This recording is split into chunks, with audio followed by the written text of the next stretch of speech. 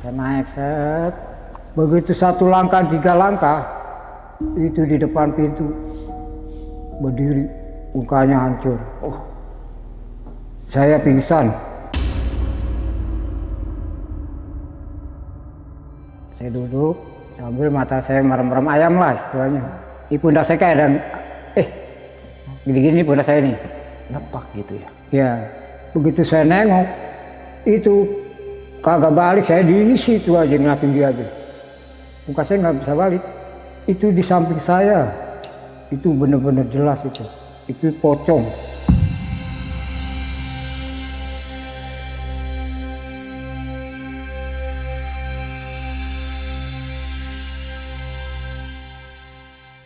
Assalamualaikum warahmatullahi wabarakatuh. Balik lagi sama gua, Badru Capstock. Gimana kabarnya teman-teman hari ini? Cuaca di luar lagi hujan terus, panas terus, hujan. Dan semoga kita selalu diberikan kesehatan dan dimudahkan segala rezekinya. Amin ya robbal alamin. Dan dengan selalu panjang umur. Amin. Seperti biasa kita udah menghadirkan lagi nih sob, salah satu narasumber. Nah, beliau ini bernama Pak Pendi. Nah, Pak Pendi ini pernah jaga kos-kosan nih. Dan kos-kosan ini cukup mewah nih sob. Dan ternyata ini kosannya serem banget ya. Pokoknya ngeri lah. Dan seperti biasa buat teman-teman di rumah yang punya kisah pengalaman horornya, jangan disimpan aja. Langsung aja kirim kisahnya ke nomor WhatsApp ini nih. Sini gas kita ke studio. Gak usah lama-lama lagi, langsung aja kita merinding syahdu.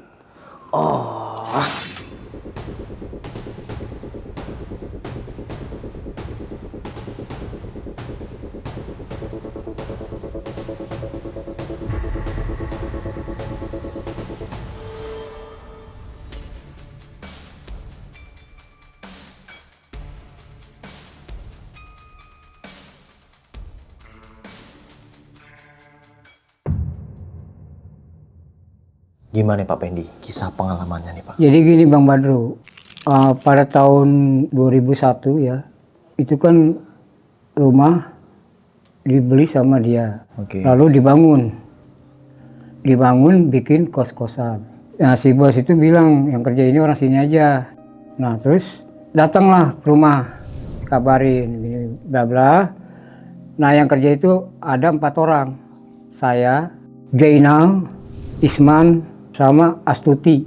Oh, berarti yang kerja situ satu orang ini cewek Pak? Cewek, Astuti. Dia kan bagian ini, keuangan.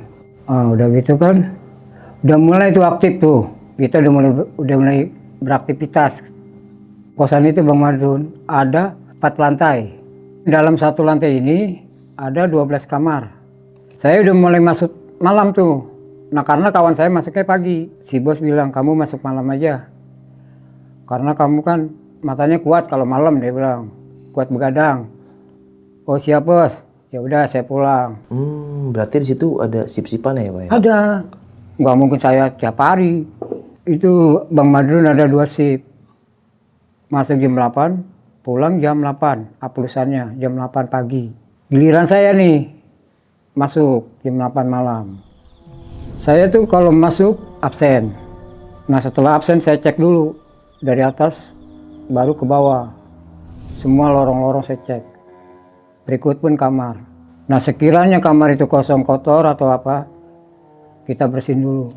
Nah setelah udah bersih, pindah ke bawah. Itu kamar 28, nomor 28 ya. Bersihin. Nah udah setelah itu barulah saya ke bawah. Nah udah gitu saya ke bawah, muter lagi. Saya istirahat di lobi sambil ngerokok. Nah nggak lama kemudian saya bikin kopi. Bikin, top. Langsung saya taruh di meja. Udah saya duduk sambil ngerokok. Itu rokok dan sambil nonton TV. Nah nggak lama kemudian jam 12:30. Itu kan kamar mandi arahnya berhadapan dengan saya. Adanya di posisi kanan. Nah nggak lama di dalam kamar mandi keluar. Seperti asap menggumpal lewat belakang saya. Sampai mentok lorong ambil kiri. Udah. Saya nyebut tuh astagfirullahaladzim. Udahlah. Saya pikir mungkin orang iseng kali saya bilang kan. Udah gitu saya ngerokok lagi. Dapat 15 menit, suara ngedehem. Am, 2 kali. Saya tanya, siapa ya? Dia diam. Gak ada suara satupun. Nah, udah gitu saya balik lagi nonton TV. Saya baca-bacaan, istighfar. Ini kok lama-lama badan saya hawanya nggak enak. Saya tinggal, TV saya matiin, pintu saya kunci. Saya kontrol ke atas. Set. Sampai atas, saya turun lagi. Ke bawah. Nah, ke lorong yang tempat yang tadi. Yang ngedehem, suara ngedehem. Begitu saya balik, arah ke kiri lagi. Disitulah saya menemukan sosok rambutnya riap, mukanya tutup rambut. Arahnya ke pintu kamar. Sedangkan di kosan itu kan belum ada penghuninya sama sekali. Nah, nggak lama kemudian saya balik ke arah tuh mundur. Nggak lama saya mundur, saya balik lagi, malah di depan saya lagi. Pingsan saya sehari. Pagi, nah yang kawan saya itu datang pagi, bangun saya. Lu kenapa? Gue di mana ya? Ya lu di sini lah kali dia. Gue bisa ada di bawah, gue dalam hati saya. Ini udah berdarah sini saya nih. Nah nggak lama kemudian saya dibawa ke lobi, dikasih minum teh manis. Cuman saya nggak cerita ke dia, takutnya nanti dia takut kalau jaga sendiri. Udah, terus saya bilang, selama awal saya kerja aplusan sama kamu, nggak ada kejadian apapun, saya bilang, aman terkendali. Nah itu badan saya udah mulai gak enak, saya pulang, pamit, salam sama dia, ya udah, bilang kata dia, besok masuk lagi, dia bilang. Udah, saya pulang, dia kan udah ada aplusan nih, udah tenang, saya mau pulang lah tuh ke cat, ke belakang, kan saya nggak mandi, cuci muka dulu. Saya makan juga nggak terlalu habis. Nah nggak lama jam 10 pagi itu udah mulai badan saya tuh. Udah mulai terasa panas. Mata gelap. Pokoknya nggak keruan lah. Terus saya bilang sama bini saya, sama istri saya, aku mau ke dokter. Ya udah nanti besok kita ke dokter. Nah ternyata begitu sampai di dokter, jawabnya dokter gini, ini cuma kecapean. Udah pulang dah tuh. Nah malamnya itu lebih menggigil. Pas saya mau buang air besar, itu udah mulai berat. Dibawa sama bini saya, sama abang saya juga. Di situ Pak Pendi bilang ke istri kalau Bapak kemana habis ngeliat sesuatu. Ceritanya sama abang saya, bukan sama bini saya. Kata abang saya gini, lu kenapa? Gini gak? Gue dikasih lihat orang. Waduh serem bener. Pokoknya serem dah, gue bilang gitu. Nah di situ gue jatuh, pingsan. Lu kagak numpang-numpang kali, kata dia. Gimana numpang-numpang, namanya orang kerja. Saya bilang gitu kan. Makanya lain kali numpang-numpang, baca-baca. Ya udah, nggak lama saya diantar sama abang saya tuh naik motor. Nah udah sampai sana, orang itu udah tahu, kedatangan saya udah tahu dia. Ya udah, ini mah nggak jauh, kata dia. Dia cuma kalau kayak kita tuh cuma mau kenalan, dia bilang. Nah udah kamu duduk, abang keluar aja dulu, kata dia gitu kan. Saya sendiri tuh. Dia ambil air sama semacam kayak keris gini nih, keris punya dia, ditempelin ke bahu saya belakang. Panasnya luar biasa itu. Bos, langsung pingsan lagi saya, dipijit-pijit sama dia, dikasih minyak kayu putih, baru saya sadar. Nah, di situ saya pulang dari sana jam 3 sore, sampai rumah jam 4. Karena kan perjalanan lumayan macet.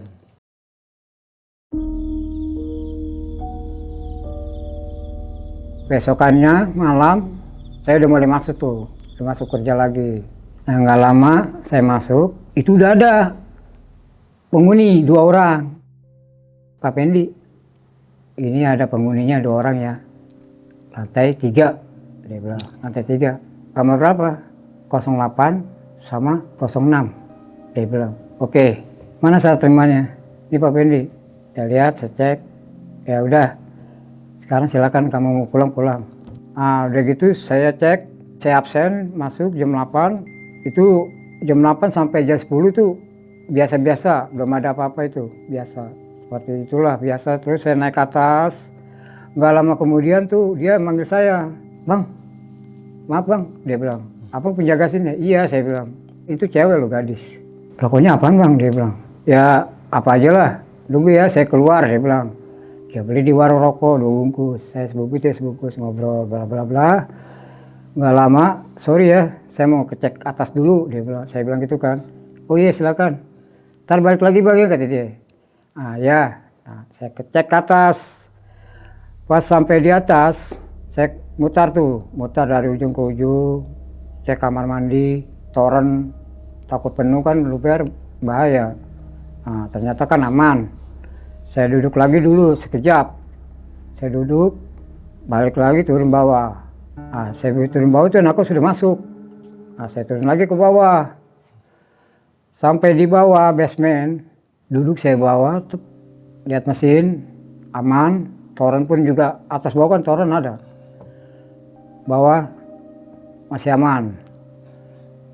Nah nggak lama, mata saya tuh tiba-tiba arah ke pojok. Posisi di bawah tangga.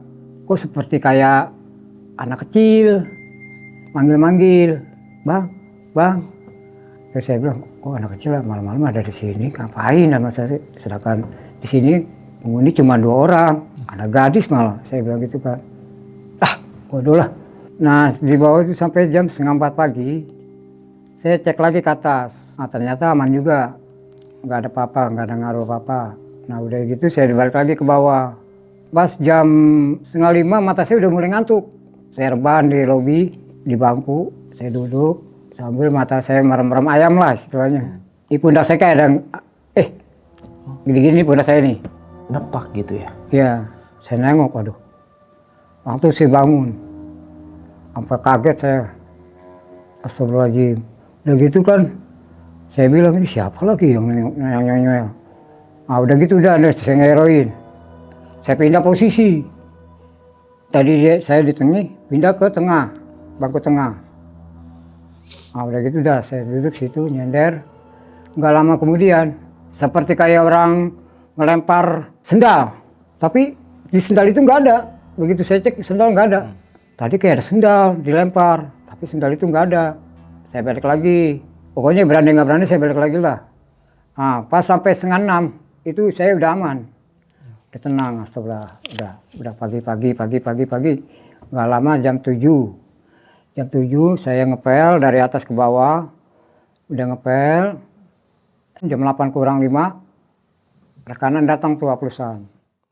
Nah, udah gitu aplusan datang, udah absen, serah terima, baru kita pulang.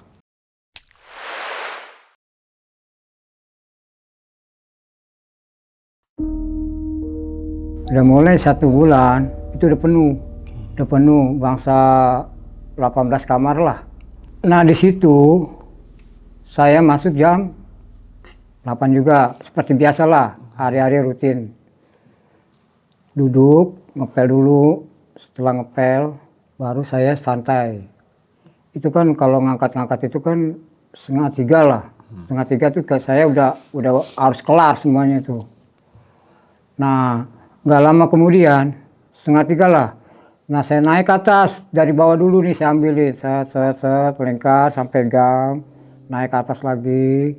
Nah, begitu di lantai 2, saya begitu ngambil lagi 1 keranjang lagi, saya mau angkat, itu percis di depan muka saya.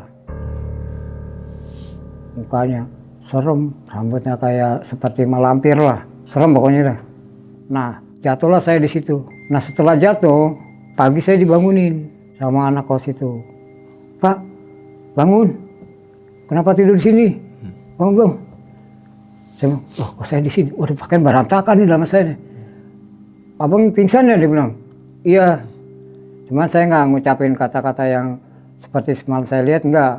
Takutnya kan nanti itu." Ah udah, saya kasih beresin. Dia juga bantuin beresin. Saya naikin ke atas. Setelah sampai di atas, saya turun lagi ke bawah. Di situ saya ke warung dulu, beli minuman kartindeng. Nah saya balik lagi ke lobi, duduk di meja. untuk nenangin pikiran saya. Tetap, oh tiba-tiba saya ditemuin orang begitu, serem amat, saya bilang gitu kan. Baru kali ini dia bilang, saya bilang gitu kan. Nah itu badan saya udah mulai terasa itu, pada sakit lah sepertinya, pada sakit, nyeri. Itu saya izin pulang, pas teman baru sampai itu. Kan baru setengah 8, memang orangnya rajin. Jay, sorry nih gue bilang, gue pulang duluan dah, karena badan gue gak enak. Ya udah nggak apa-apa dia bilang. Tapi udah beres, udah. Nah, saya pulang, buru-buru saya pulang. Itu nggak banyak tanya, saya langsung truk gurupan, wah menggigil, keringat pada keluar. Panasnya luar biasa itu. Nah dapat sore, kok bangun saya seperti kayak orang bongkok. Nah udah gitu, mau ngapa-ngapain juga nggak bisa. Bini saya nangis. Ya udah besok kesana dia bilang. Kalau enggak nanti sama abang kamu aja dia bilang. Ah nggak enak sama abang mulu. Nah sama bini saya akhirnya berangkat.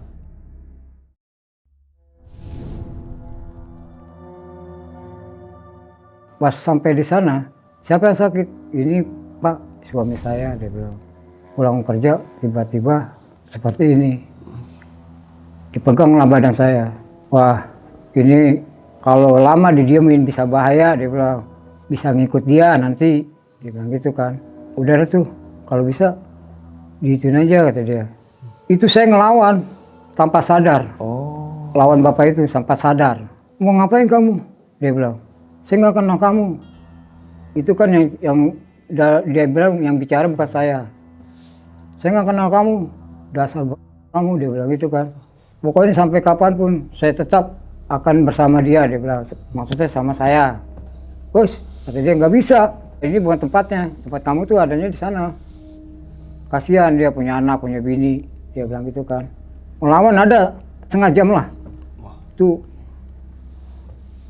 Memang dia orangnya udah tua, jenggotnya segini.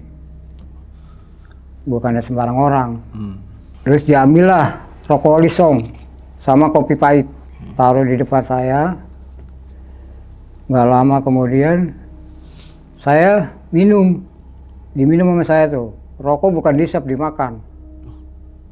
Habis 1 batang. Rokok apa itu yang gede itu. Nah 1 batang langsung dipegang pundak saya, bun-bunan saya, diginiin sama dia. Sadar tuh. Tapi yang saya heran ini kok lisongnya dimakan ke saya nggak ada rasa apa-apa loh.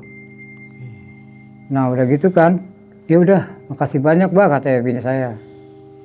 Ya udah ini suami ibu istirahat dulu, kalau bisa jangan kerja dulu, masa 5 hari lah. Takutnya nanti dia balik lagi. Nah, udah dah tuh 5 hari kemudian saya mulai kerja lagi. Itu mang kalau masalah itu bos Bang Badrun, bos itu udah tahu. Wah itu mang hal udah biasa kata Pak Pendi. Kata dia ini Pak Pendi mah udah biasa. Kemungkinan mungkin dia ngeliat kecapean atau gimana. Kalau orang itu kan nggak ngerti bahasa kesurupan apa itu, orang itu kan nggak percaya.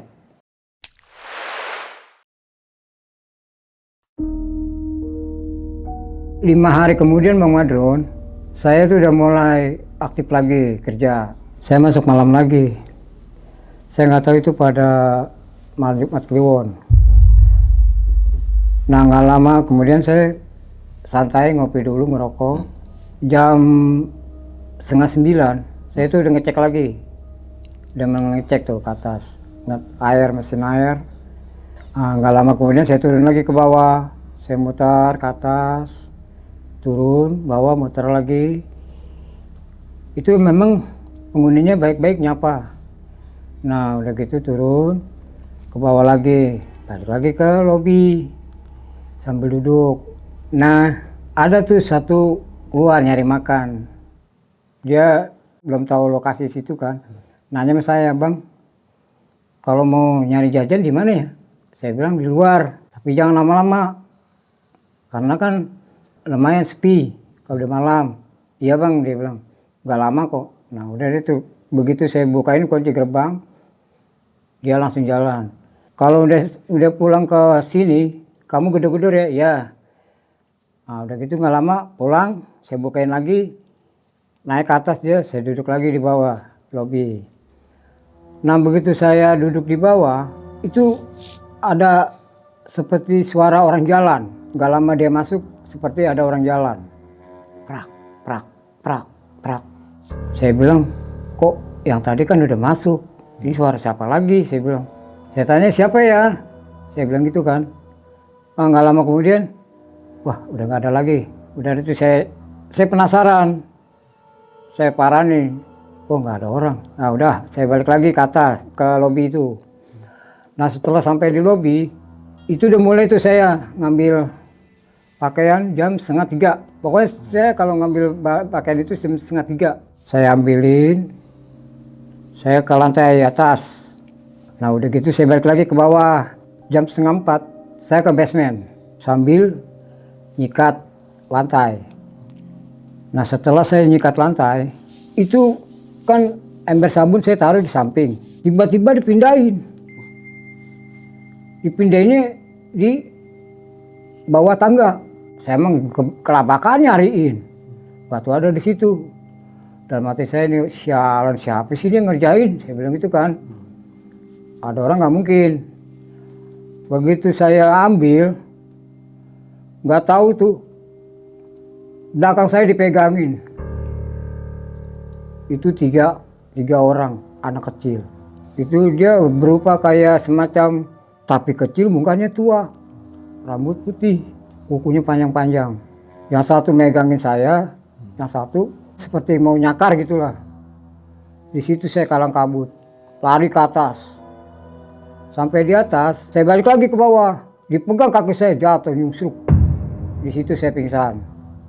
Nah pingsan jam 5:30 itu penghuni keluar mau berangkat kerja. Nyariin saya, ternyata kan saya ada di basement, keadaan lagi pingsan. Itu kalau masalah pingsan itu saya nggak sampai diobatin. Udah sampai jam 6, jam 7. Jam 7 itu saya telepon. Selamat pagi Astuti, Bu Astuti, selamat pagi. Saya bilang kan, ya ada apa-apa, mohon izin Ibu, saya pulang agak cepat. Loh, emang kenapa? Kamu sakit? Tahu nih badan saya kayaknya gimana gitu. Ya udah nggak apa-apa. Ntar saya koordinasi sama yang jaga pagi. Nah begitu mau ditelepon nama Bu Astuti, dia udah muncul. Itu yang jaga paginya kawan saya. Ya udah, saya diizinin pulang. Nah nggak lama saya pulang. Malamnya itu di rumah saya sakit. Seperti kayak di depan saya itu ada aja itu orang. Masih ada aja gitu. Ngegangguin. Nah terus kan bini saya kan orangnya kalau malam kan sering ngaji. Di ngaji sama dia. Udah tuh aman. Udah gitu sakit 2 hari. Saya besokannya aktif lagi. Kerja lagi. Nah di situ saya mulai masuk berangkat lagi. Kawan saya nanya, gue perasaan heran sama lu Pen, sakit mulu, lu kenapa sih? Ah kemungkinan gue capek. Enggak jawab seperti saya begini, enggak. Nah udah gitu malamnya saya tanya, lu kenapa nggak mau pulang? Gue lagi marah sama bini gue, kata dia. Ya udah kalau lu nggak mau pulang temenin gue jaga lah, gue bilang. Iya cuma sebentar doang ya. Ntar kalau itu gue naik atas, dia bilang. Ya udah, dia bilang. Nah pas jam 11:30, Ben, gue ke atas dulu ya. Gue mau tidur buat besok pagi. Nanti mata gue ngantuk, dia bilang. Ya udah silakan. Naik tuh ke atas. Sampai di atas, dia ngopi. Dulu dia ngerokoknya paling kuat. Rokok itu dia rokok benang garam. Saya dikasih sebungkus, dia sebungkus. Naik ke atas dia. Ntar kalau rokok lu habis, lu naik aja Pen ke atas. Gue rokok nggak terlalu banyak kok, dia bilang. Iya gampang. Nah nggak lama jam 12, 1:30 aja turun hibrid. Marahin saya. Terus saya bilang kenapa? Aduh tolong saya, dia bilang. Di atas ada orang, kata dia. Saya telepon Pak. Ngomong yang benar, saya bilang gitu kan. Ini minum dulu. Udah saya dudukin, saya ajak duduk santai sambil ngerokok. Saya tanya pelan-pelan, emang kenapa? Bener Pak Pendi, saya kalau tahu begini, mendingan saya tidur sama Pak Pendi di lobi. Emang kenapa di atas? Saya ditongolin, dijogrogin. Serem orangnya katanya. Nggak lama kemudian, paginya sakit dia seharian. Nah keesokan harinya dia Bang Madrun datang tuh ke rumah. Padahal dia lagi jaga loh, saya lagi libur. Masuk lah tuh, sama istri saya dibikinin kopi. Betul Pen, di situ serem Pen. Makanya kan gue bilang, gue sakit berturut-turut. Karena gue nggak mau orang itu nggak mau ngomong, biar lu tahu sendiri. Ternyata lu udah tahu. Saya bilang gitu kan. Waduh, dia bilang gini, kalau begitu Pak Pendi, saya mau ngundurin diri. Jangan. Lu kalau mau ngundurin diri, lu kerja di mana? Seusia lu kerja nggak bakal diterima. Saya bilang gitu kan. Ya habis gimana? Ya udahlah, jalanin aja. Emang kerjaan kita begini mau diapain? Saya bilang gitu kan. Kalau gue mau bisa lu pindah-pindah, kalau lu kan nggak bisa. Saya bilang gitu kan. Dia mikir-mikir, ya udahlah. Akhirnya dia terus cincai. Udah balik lagi. Itu penampakan yang teman Bapak lihat itu sosok apa, Pak? Cewek itu ini sebelah nih, hancur nih. Ini mukanya hancur, mata keluar. Wah. Pokoknya aduh, gila. Ini darah semua nih. Ini darah. Kalau kayak bahasa kayak kita tuh, tolong. Kalau bahasa kayak kita, cuma kan berhubung teman saya penakut, ya dia kabur. Dia bilang gini, udah Pak Pendi, lebih baik kita lanjutin yang tadi aja, kata Bang Madrun. Dia bilang gitu kan, daripada saya nganggur, gini-gini, ya udah lu mending kerja lah. Apain lu keluar? Saya bilang gitu kan. Udah, lu balik deh, ntar bos nyariin lu. Saya bilang gitu kan. Udah itu, nah besok paginya baru saya malam biasa itu, bukan Jumat, malam biasa. Itu memang kalau malam biasa itu kadang-kadang ada juga sih sekelebatan seperti orang jalan. Cuman saya nggak hirauin. Itu kan hal yang biasa lah. Memang kalau bagi istilah kasarnya, bagian lapangan emang ketemu sehari-hari emang begitu. Asal jangan dijogrogin aja. Nah nggak lama kemudian datang lagi tuh Bang Madrun, sewa udah mulai meningkat. Dikasih dengan bos bonus kalau lebih bahasa sekarang tuh uang kerajinan. Biar dia orang semangat. Dikasih ya paling gede 100 lah, lumayan. Nah nggak lama kemudian, gimana Pak Pendi, kata si bos Bang Madrun. Ini mah kerjaan biasa aja bos, saya bilang gitu kan. Tapi betah kan? Ya betah lah, saya bilang gitu kan.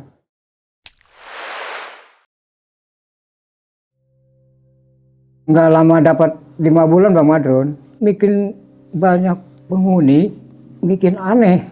Bikin anehnya gini, jam 8 malam Bang Madrun, saya masuk. Dapat tugas, suruh bersihkan gudang.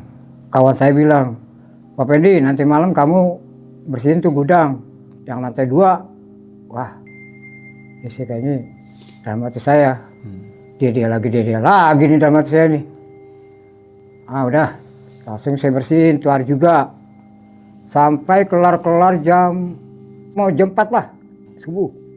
Belum wastafalnya saya bersihin, saya sikat semua. Nah setelah saya sikat, terakhir kamar mandi. Saya dilemparin sikat dari belakang, kena kepala saya. Wah, saya pikir, waduh, ada nimpuk saya nih dalam hati. Saya keluar dari kamar mandi, itu kan posisi Pak tidur, sekat wastafel kamar mandi.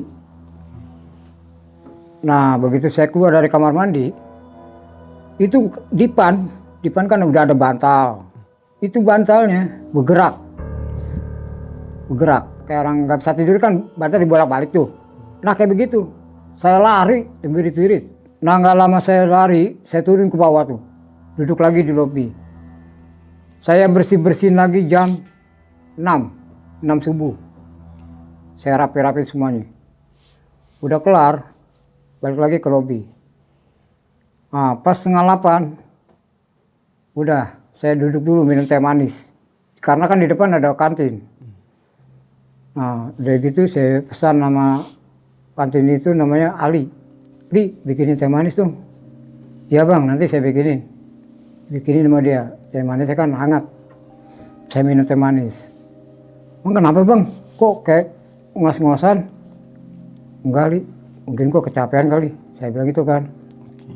Iya dah, hati-hati bang katanya kalau kerja di sini.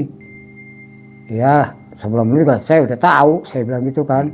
Nah nggak lama kemudian, jam 8, tawat 20 menit, dia agak lambat dia datangnya.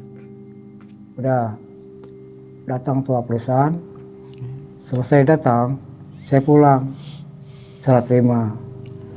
Udah dikerjain Pak Pendi, itu kamar, udah beres. Pokoknya udah beres. Nah cerita saya disambit enggak nih, saya nggak bicara sama dia enggak. Saya nggak kasih tahu. Udah beres, udah. Sekarang kita kemasukan di rumah ini Pak Pendi. Ya syukurlah saya bilang. Seharusnya kita bersyukur. Coba lo kalau keluar. Saya gitu. Nganggur kan? Saya gituin.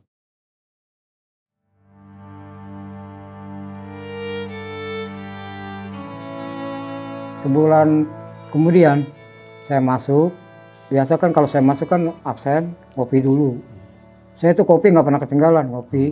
Jam 2 itu saya melingkar seperti kayak keranjang yang penghuni itu buat naruh panci pakaian kotor di sudut-sudut kamar. Saya cek satu-satu semua ada, semua ada. Baru saya angkatin dari lantai 1 dulu, lantai 1 sampai lantai 2. Itu pas sebelum pojoknya, ya sebelum pojoknya. Saya langgus, lari ke lantai atas, ke lantai 4. Saya naik, begitu 1 langkah, 3 langkah, itu di depan pintu, berdiri, mukanya hancur. Saya pingsan, jatuh dari lantai 3 ke lantai 2, gelinding. Itu pakaian semua berantakan. Pas pagi, saya dibangunin sama teman saya. Teman saya juga yang bantuin. Lu perasaan kayaknya di sini nggak pingsan, jatuh. Nggak jatuh, sakit. Kenapa sih lu punya sakit apa sih? Saya bilang, mungkin saya kecapean. Saya bilang gitu. Itu kondisi badan Pak Pendi gimana waktu itu Kak? Pak, lukanya Kak? Parah gak lukanya? Ya besot, pegal-pegal. Yang paling saya parah itu jidat saya ini. Kan tangga kan gini, karena ujungnya. Tapi bos ngasih uang berobat. Ya lumayan lah, nggak gede. Langsung saya ke dokter. Di dokter itu dikasih obat seperti kayak obat Cina lah. Udah sembuh tuh. Bambu bekas ininya nih. Koreng. Udah gitu kan. Gimana? Kata teman saya. Mau masuk apa mau libur? Mau masuk lah saya bilang. Saya tuh paling kalau libur sakit itu udah pasti. Pokoknya setiap sebulan itu pasti saya sakit. Ada aja yang saya lihat. Nah, dapat 3 minggu Bang Madrun. 3 minggu itu saya masuk jam 9 karena kan saya terlambat. Lagi tak ada sedekahan. Saya diundang. Kalau diundang kan saya nggak mau kan saya datang. Udah gitu saya izin dulu sama dia. Bang, ini saya takliran dulu. Mungkin jam 9 saya baru bisa masuk. Ya udah, yang penting lu masuk kata dia. Nah setelah selesai takliran, langsung saya berangkat dari belakang ke depan. Nggak jauh. Gimana Pen? Udah nih. Ya udah kalau lu mau pulang pulang. Waduh, gua nggak ada ongkos kata dia gitu kan. Ya udah saya kasih. Yang penting lu sampai tujuan, sampai rumah. Maafin gue ya agak lambat, nggak apa-apa Pen kata dia. Nah udah ada tuh, saya karena kan telat udah di absen sama dia, udah saya duduk di pos di lobi. Gak lama dapat saya makan, dikasih tenan ke anak kos itu. Pak Pendi udah makan belum kata dia. Saya bilang udah, kenapa? Nih kalau enggak disimpan aja buat nanti malam, dia bilang. Ya makasih banyak nih saya bilang. Setelah saya simpan, itu saya naik ke atas. Karena kan dia minta nganterin. Tapi ini anterin saya ke atas. Kalau jalan sendiri saya takut. Soalnya di lorong itu gelap. Memang gelap di lorong itu. Karena kan percuma diganti-ganti lampu juga putus-putus mulu. Udah tuh, nih udah saya anterin, udah kamu masuk, saya mau ke atas. Makasih Bang Pendi, masuk. Ya masukkan tuh dia naik ke atas saya. Nah naik ke atas, saya cek lagi ke atas, saya turun lagi ke bawah. Nah nggak lama tuh ada anak muda nyawa kos juga. Cuma dia kan orangnya apa namanya, maunya berbaur. Bang, boleh gak Bang saya nemenin? Ya boleh lah saya bilang. Tapi lu jangan kemana-mana, saya gituin kan. Karena lu di sini masih naungan gue yang jaga. Nanti kalau ada apa-apa nanti kan gue yang bahaya, gue bilang. Saya bilang gitu kan. Iya Bang. Langsung tuh dia di situ. Saya naik ke atas, terus saya duduk di atas di balai. Itu kan dia udah tahu nomor telepon saya dia. Itu anak kos itu. Saya telepon dia. Diki, maaf ya, lu di situ dulu ya, jangan kemana-mana, gue di atas dulu nih, lagi ngurusin gini-gini. Iya Bang, kata dia. Pokoknya tenang aja Bang, kalau ada yang minta masuk jangan bukain ya. Iya Bang. Saya di atas tuh, masih di atas. Saya kosrek toren kan semua jumlahnya ada 4. Saya kosrek toren dalamnya biar nggak ada lumutnya. Saya kosrek, baru dapat 3 toren, terakhir tinggal 1. Kecapean saya, tidurlah di balai. Maksud saya rebahan. Nah begitu saya rebahan, kena angin kan serawas-sewing. Lama-lama pules. Begitu pules, itu di samping saya, itu bener-bener jelas itu. Itu pocong, bener-bener jelas itu. Saya kira anak yang tadi, ikut tidur, nggak taunya. Begitu saya nengok, itu kagak balik, saya di situ aja ngeliatin dia aja. Muka saya nggak bisa balik. Situ saya panas dingin. Pas suara azan, baru deh. Tapi posisi saya tetap di situ. Nggak lama kemudian, kan jam 7 pagi. Jam 7 pagi kan tukang cuci udah mulai naik ke atas. Bang, ngapain tidur di balai? Lu diam aja Bang, kata dia. Tetap mata saya pandangannya ke dia. Padahal dia itu udah nggak ada. Disiram air saya sama tukang cuci. Baru sadar. Astagfirullahaladzim. Semalam cuma saya nggak ngomong. Emang kenapa Bang? Enggak. Ini jam berapa nih? Jam 7, setengah 8 malah dia bilang. Itu temennya udah datang. Langsung tuh saya cuci muka, saya turun ke bawah. Ngomong sama teman saya tuh, itu kalau bisa balai dibuka, saya bilang gitu kan. Itu kalau bisa balai kita bongkar aja Bang. Emang kenapa? Enggak, bongkar aja lah. Orang bakal kita istirahat kok. Ntar kalau kita makan gimana? Enggak, bongkar aja, bikinnya yang kecil aja. Saya bilang gitu. Jangan terlalu gede gitu. Emang di aungan, saya bilang gitu kan. Udah dah tuh. Besokannya bener tuh dibongkar, dibikin kecil sama dia. Kayak begini, saya bilang gitu kan. Enggak, lu kenapa? Ya tadi lu tahu sendiri. Saya bilang nggak usah nanya-nanya. Kalau lu tanya lu cuma nggak bakalan berani lu nanti ke atas. Gua lagi nanti yang dipanggil. Saya bilang gitu kan. Sakit tuh saya 5 hari di kamar mandi saya. Kan kamar mandi saya kan kalau kamar mandi keluar. Jadi kamar mandi saya bukan di rumah, di dalam, di luar. Bini saya kan kalau naruh barang di situ semua. Begitu tempatnya lembab lagi. Begitu malam, itu posisi lagi masih sakit saya. Mau kemana Bang, kata bini saya. Saya mau buang air. Saya temenin nggak usah. Saya keluar tuh. Begitu saya buka pintu kamar mandi, saya buka celana, di belakang saya berdiri. Apa Pak? Pocong itu pocong yang tadi. Ngikutin. Ketawa, gede banget suaranya. Jatuh lagi saya di kamar mandi. Bini saya keluar. Mungkin merasa saya lama kali dia keluar. Teriak-teriak bini saya itu minta tolong. Tolong, akhirnya keluarga pada keluar. Saya diangkat dari kamar mandi. Kan saya bilang, kata bini saya, lu bandel, gue bilang gue buat temannya lu nggak kasih, dia bilang gitu kan. Udah, saya nggak ngomong lagi. Ini semua nih biru nih, mulut saya nih. Pokoknya mata saya, tatapan saya udah kosong itu. Arahnya matanya ngotot aja. Panggil sama, kebenaran kan orang situ kan ada tuh orang Sunda. Pinter ngobatin deh. Diambil, itu malam-malam loh. Jam 2:30 dia nyari daun kelor. Diambil daun kelor, ditumbuk, dikasih gula batu yang gede. Diaduk, dikasih minum saya. Baru sadar. Pas saya sadar, masih kelihatan tuh saya di tatapan saya itu masih kelihatan. Masih ada si pocong itu? Di depan pintu saya, di luar. Ngeliatin terus dia, nggak mau jauh dari saya. Nongol lagi. Ah udah gitu kan saya teriak.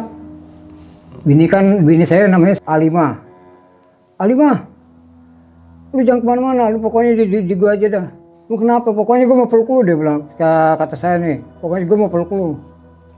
Nah, bini saya bilang, itu tumbenan nih, kata dia gitu kan. Itu pandangan saya ke pintu aja tuh, mata saya ke pintu. Sampai pagi baru saya bisa tidur, tenang. Udah tenang, tidur, bangun jam 10 pagi. 10 pagi tuh badan saya udah mulai kayaknya, wah udah nggak keruan dah. Nggak masuk 5 hari lagi. Ah, disitulah bos bilang, udah kamu istirahat dulu. Dia bilang gitu kan. Mungkin kamu terlalu banyak pikiran atau gimana. Perasaan kayaknya kamu di sini sering sakit, dia bilang. Cuman saya nggak ngucapin kata-kata yang ini enggak. Ya kalau bos begitu saya terima. Ya udah kamu sekarang di rumah aja. Saya istirahatin. Kapan kamu mau kerja lagi silakan. Oke. Nah, udah dah tuh, selesai dah hubungan saya sama di kos itu. Saya udah bukannya kerja, bukannya keluar, mengundurkan diri. Dalam arti saya mengamati ketenangan daya saya dulu supaya ini.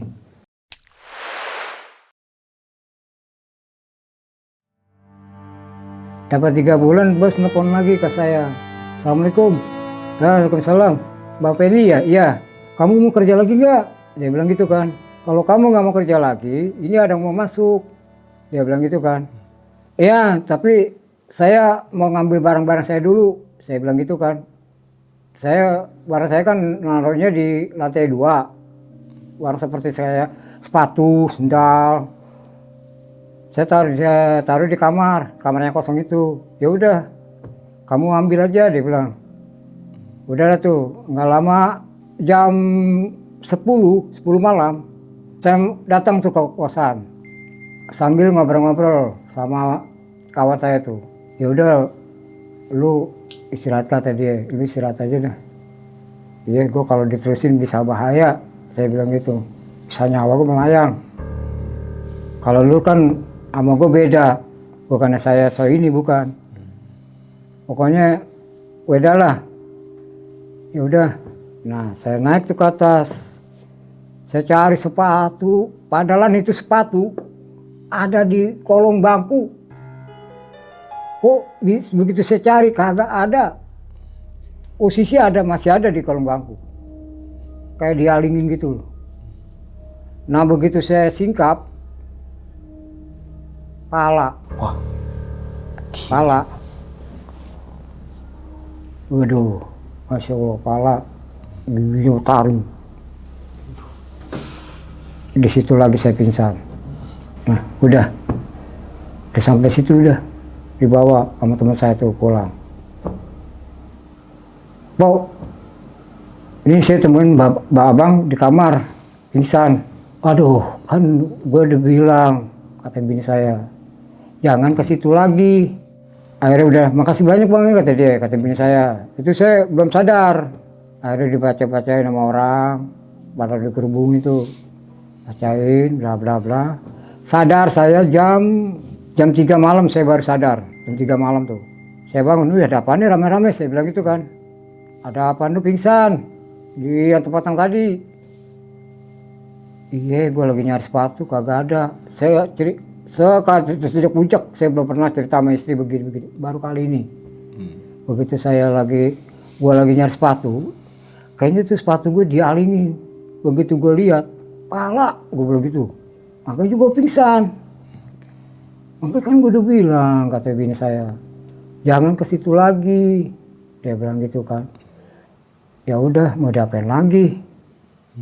Nah, nggak lama kemudian, saya bilang gini, telepon balik ke bos Bang Madrun. Bos, selamat malam. Ya malam Pak Pendi. Ini barang-barang saya sudah saya ambilin. Ya makasih banyak Pak Pendi ya.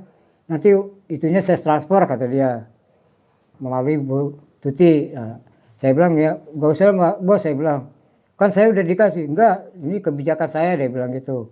Waduh terima kasih banyak ya Pak Pendi, Pak Bos, saya bilang gitu kan. Ya sama-sama Pen, mudah-mudahan sehat. Kamu saya dengar-dengar pingsan lagi ya, dia bilang. Loh kok tahu? Ada aja, dia bilang, saya tahu. Jadi kan jadi gini loh. Jadi di kosan itu ada CCTV, setiap sudut ada CCTV. Kita mau bergerak dimanapun, dia kelihatan. CCTV jarak jauh dari kamar, dari rumahnya dia kelihatan. Nah udah gitu, katanya kamu pingsan lagi ya? Loh kok tahu? Saya bilang, ya tahu lah. Ya udah, kalau itu jangan dipikirin ya udah. Itu dari awalnya aja Bang Madrun. Memang dari awal itu udah serem dulu. Karena kan dulu kan di situ bekas rawa-rawa. Nah sebelahnya lagi itu kayak kuburan Sentiong. Dulu kan sama sekarang kan beda. Dulu kan masih gelap, begitu jalanan masih kasar, masih batu-batu kerikil. Nah di situlah Bang Madrun kisah bekerja saya di kosan, seperti itulah. Oke nih Pak Pendi, sebelum saya nanya ke pengalaman Bapak nih, saya agak sedikit penasaran nih Pak ya, agak sedikit tertuju nih.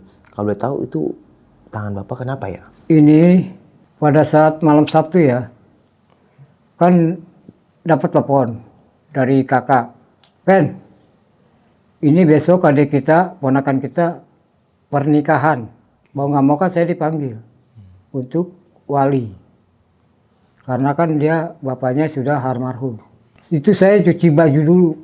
Saya cuci baju, selesai cuci baju, langsung saya mandi, bla bla makan, langsung saya nyalain motor, berangkat sama abang, sama kakak saya tuh. Itu di jalan apa namanya itu? Catatan sipil. Kan belakang bawah tol itu kan jalanannya gelap. Penerangan itu kayaknya kurang gimana gitu. Seharusnya itu lebih terang kan. Jadi pengguna jalan lebih enak. Nah di situ begitu saya nikung, saya ambil kiri. Saya dari awal saya rumah kakak saya di situ. Yang namanya satu jalur, saya belum pernah lewatin tuh. Saya biasa lewat jalan serengseng. Itu lebih enak. Terang di jalanannya. Nah abang maunya lewat situ. Mau nggak mau kan saya lewat situ. Nah setelah lewat situ belok, mobil nih dari belakang kenceng set, dihajar. Wah, itu orang segitu banyaknya nggak ada yang nolongin. Pada ngebut aja, masing-masing. Itu saya udah tepar itu berdua. Yang saya heran itu kakak saya nggak kenapa-napa. Oh, itu tangannya patah atau gimana Pak? Kayaknya sih retak. Ini soalnya udah mati rasa nih. Ini 1, 2, 3. Oh, capek juga udah nggak ada rasa. Oh, semoga cepat sembuh ya Pak ya. Dan terima kasih nih Pak Pendi nyempetin waktunya nih, Masya Allah, Subhanallah. Nah, sekarang kita lanjut lagi nih Pak ke pengalaman Pak Pendi. Selain Pak Pendi nih, mungkin ada penjaga kos-kosan yang lain nih Pak. Atau penghuni kos-kosannya. Pernah gak Pak cerita ke Bapak kalau mereka juga tuh pernah ngalamin kejadian horor pada waktu itu? Ada. Yaitu namanya Tira, cewek ya, Tira. Bang, dia bilang gitu kan. Dia kan manggilnya abang mulu. Ayo non Mira, saya bilang gitu kan. Semenjak abang keluar, resign. Waduh bang, serem banget dia. Saya keluar malam, pulang dari, namanya kan saya kan kerja gituan, pulang malam. Udah gitu yang jaga tidur orangnya waktu ini. Tidur mulu. Dia bilang tidur mulu, dibangunin nggak ini. Nah, maksud saya tuh bangunin biar anterin saya ke atas, kan dikasih uang rokok sama dia, kata dia gitu. Kemungkinan dia capek kali. Oh, males bang, nggak kayak abang orangnya rajin dia bilang. Ya cuman begitu, abang sakit-sakitan bu. Nah udah gitu, udah biarin lah. Sekarang gimana? Rame gak? Ya rame sih bang, cuman waktu saya pulang malam bang, tahu gak bang, dia bilang, di tangga bang, kaki saya dipegang. Dia bilang gitu, dipegang jatuh nyusuk. Kan pecah dia gini, giginya patah satu. Oh. Nih gigi saya nih bang, ya udah pasang gigi palsu lah, uang banyak kok. Iya, saya juga mau pasang gigi palsu dia bilang. Nah, kalau untuk kamar sendiri, ada gak sih Pak kamar yang dikosongin nih? Mungkin ada sesuatu gitu kamar itu. Ada itu paling ujung, lantai 3 ya. Cuman dia kan khususnya buat naruh seperti string bed yang udah pada pernya keluar. Ada kali bangsa 10 ya. 10, begitupun lemari yang buat naruh makanan. Itu kan ditampungnya di situ semua. Cuma saya mau bertanya gini-gini, saya nggak berani, saya bukan urusan saya bilang gitu kan. Kalau saya mau bawa pulang saya bisa, saya minta pun juga saya bisa. Cuman kan kayaknya gimana ya, nggak mau lah kalau kasus segitulah. Nah nggak lama kemudian itu satu, yang kedua satu lagi ada di bawah, itu paling pojok juga, sama juga buat penyimpanan barang. Itu udah pokoknya atas bawah itu udah lembab. Dia punya plafon udah udah berjamuran. Susah dibenerin juga, mau dibenerin siapapun nggak bakal bisa. Tetap aja begitu lagi. Nah, udah gitu kan ada satu lagi yang paling bawah juga, lantai 1, paling pojok juga. Itu pernah orang bule nyawa cuma dapat sebulan. Sebenarnya sih dia nyawanya minta 8 bulan. Karena merasa diganggu. Ya cuma sebulan deh. Itu orang bule tuh. Masih ada rasa takut. Apalagi kita orang kan begitu. Ya namanya makhluk astral kan kita nggak bisa gimana ya. Boleh dikatakan dimanapun juga ada semaunya dia. Yang penting kan tergantung kitanya.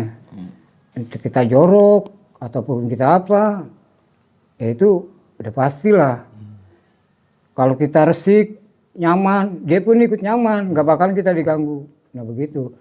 Nah udah gitu, manggil saya kan brother, dia bilang brother Kemil. Terus saya jawab, kenapa? You sini banyak dia bilang gitu. Oh makhluk halus. Iya, terus ada tuh yang temen saya ngerti. Dia katanya lagi tidur, jarinya diremek. Menjerit dia. Help me. Begitu dilihat, waduh, seperti kayak apa ya?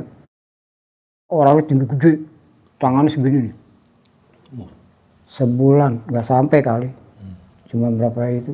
Langsung chat out, uangnya dikembali nggak mau. Akhirnya dikasih buat yang kita orang aja, buat ngerokok, ngopi. Bye kata dia, bye. Kalau balik lagi sampai sekarang. Nah nggak lama kemudian Bang Madun kamar itu dikosongin. Sebenarnya sih banyak yang mau. Jadi gimana ya? Saya bilang, saya oke, takut bos kecewa. Ya udahlah, akhirnya sengaja saya kumpulin barang, sampai dipannya rapuh. Sebulan, 3 bulan direnovasi tuh sama orang Bogor. Semua dibongkar, semua.